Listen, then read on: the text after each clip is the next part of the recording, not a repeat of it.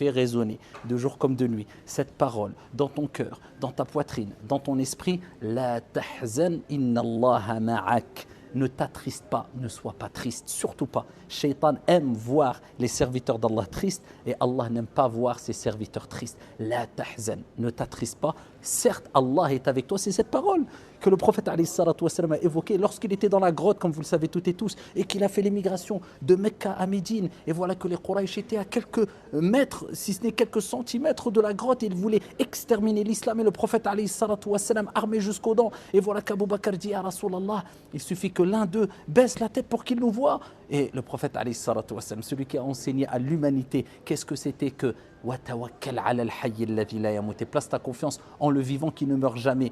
Il a enseigné à l'humanité que quand toutes les portes se ferment autour de toi, il restera toujours une porte qui restera ouverte, c'est la porte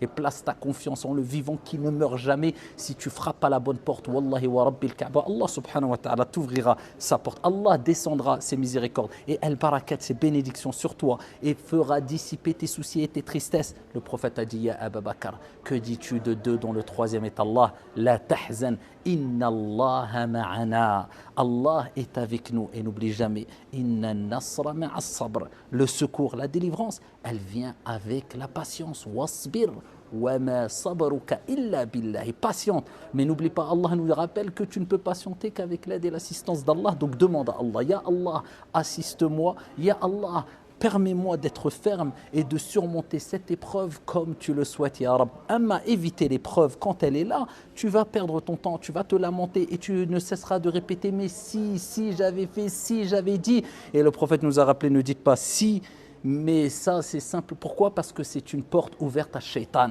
Mais si j'avais fait ça, si j'avais dit ça. Par contre, si tu dis si pour te réformer, et c'est bénéfique pour toi, et pour ne pas refaire les mêmes erreurs, et pas pour te lamenter, mais pour positiver, il n'y a pas de problème. Mais si c'est pour regretter, te lamenter et baisser les bras, sache que l'islam appelle à l'optimisme.